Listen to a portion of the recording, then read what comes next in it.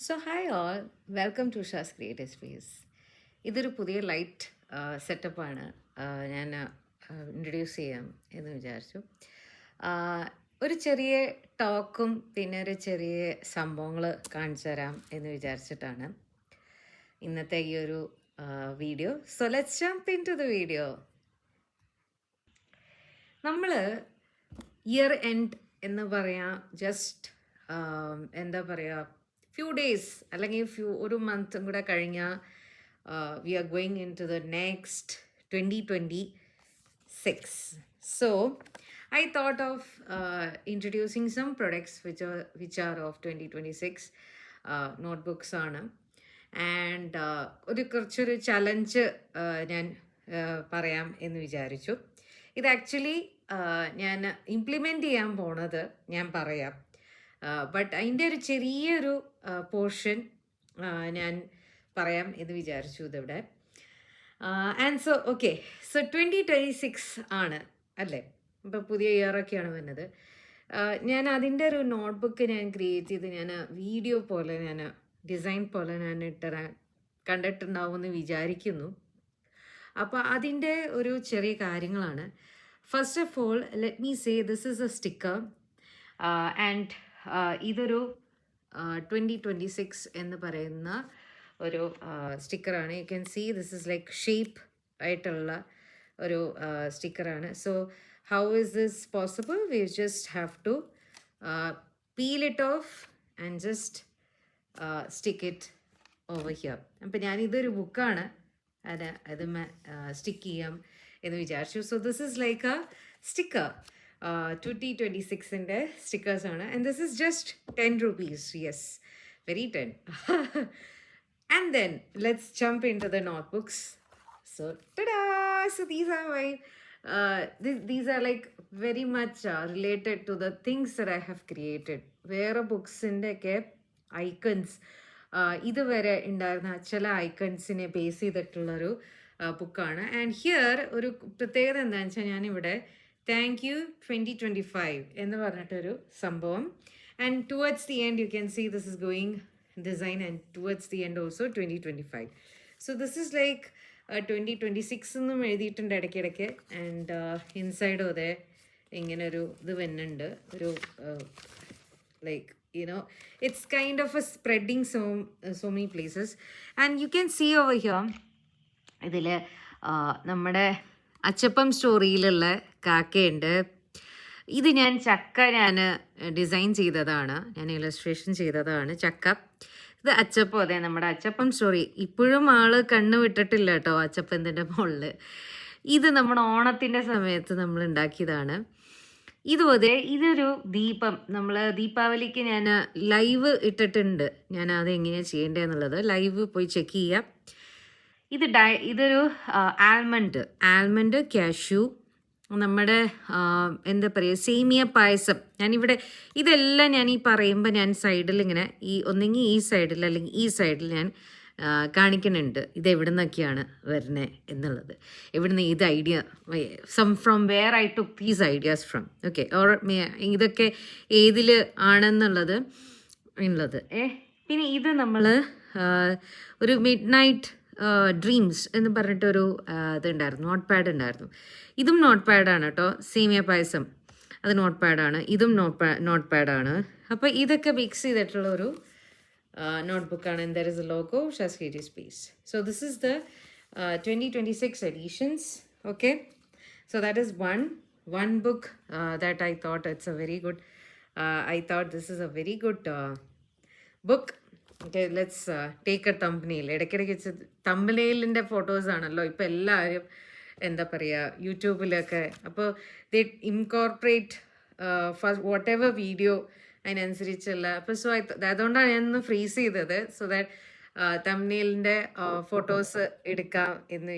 By the time when I come jump in ഇതിൻ്റെ തന്നെ ഒരു വീഡിയോ നിങ്ങളൊന്ന് അതിൻ്റെ എങ്ങനെയാണ് ഞാൻ ചെയ്യണമെന്നുള്ളത് ടൈം ലാപ്സ് വീഡിയോ ഞാൻ കാണിക്കാം, കണ്ടിട്ട് വരും.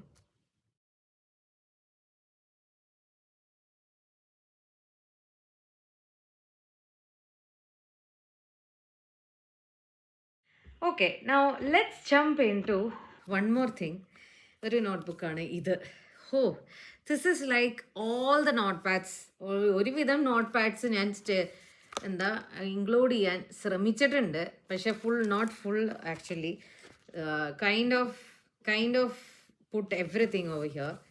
സോ ഓൾ ദ നോട്ട് പാഡ്സിന് വേണ്ടി, അപ്പോൾ ഇത്രയും കാലം ചെയ്ത നോട്ട് പാഡ്സും അതൊക്കെ ഞാൻ ഇൻക്ലൂഡ് ചെയ്തിട്ടുള്ളൊരു നോട്ട് ബുക്കാണ്. നോട്ട് പാഡ് ഓഫ് 2025 ബേസ് ചെയ്തിട്ടുള്ളൊരു നോട്ട്ബുക്കാണിത്.